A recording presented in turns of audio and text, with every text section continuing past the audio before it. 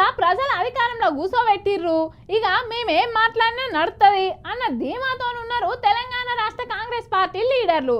సరే లీడర్లు అంటే వాళ్ళకి తెలవక పప్పుల కాలేసిరేమో అని అనుకుంటే ఇక ముఖ్యమంత్రి రేవంత్ సార్ కూడా గట్నే మాట్లాడితే ఎట్లుంటుంది చెప్పుర్రి. ఏం మాట్లాడిండో మీరు కూడా ఇనుర్రి. ఈ మధ్యలో రేవంత్ సార్ ఏం మాట్లాడుతున్నాడో ఆయనకే సమజైతలేదు అని గరం అవుతున్నారు ప్రతిపక్ష పార్టీ లీడర్లు.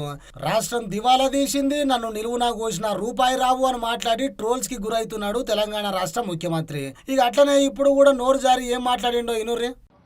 ఆనాడు పాకిస్తాన్ మీద యుద్ధం జరిగినప్పుడు అమెరికన్ ప్రెసిడెంట్ శ్రీమతి ఇందిరాగాంధీ గారికి అమెరికాలో సూచన చేసి మేము మధ్యవర్తిత్వం వహిస్తాము అని చెప్పి మీరు యుద్ధాన్ని ఆపాలి అని చెప్పినప్పుడు విస్పష్టంగా మీకు తెల్ల రంగున్నది కదా అని చెప్పి మా మీద పెత్తనం చెయ్యాలనుకుంటే భారతదేశం సహించదు, మా దేశం యొక్క సమస్యను మా భద్రతను మేమే కాపాడుకోగలుగుతాం, మా దేశాన్ని మేము రక్షించుకోగలుగుతాం, మాకెవ్వరి సూచనలు ఎవరి మధ్యవర్తిత్వం అవసరం లేదని విస్పష్టంగా ఆనాడు శ్రీమతి ఇందిరాగాంధీ గారు చెప్పడం జరిగింది.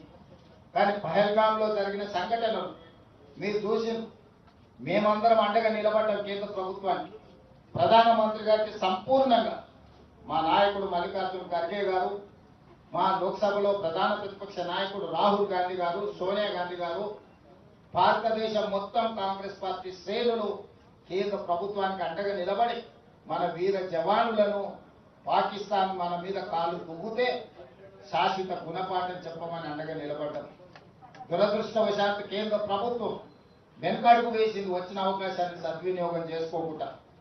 అమెరికా ప్రెసిడెంట్ ఒత్తిడి తీసుకొచ్చినా, నేను యుద్ధాన్ని ఆపినా, లేకపోతే ఆర్థిక ప్రయోజనాలు నేను దెబ్బతీస్తానికి బెదిరిస్తే భారతదేశం లొంగిపోయిందని చెప్పి ట్రంప్ ప్రకటించే పరిస్థితి వచ్చిందనంటే ఈ దేశంలో నడుస్తున్న ప్రభుత్వం ట్రంప్ ఒత్తిడికి లొంగిపోయిందని విస్పష్టంగా ఈరోజు ప్రజలు భావించవలసిన పరిస్థితి వచ్చింది.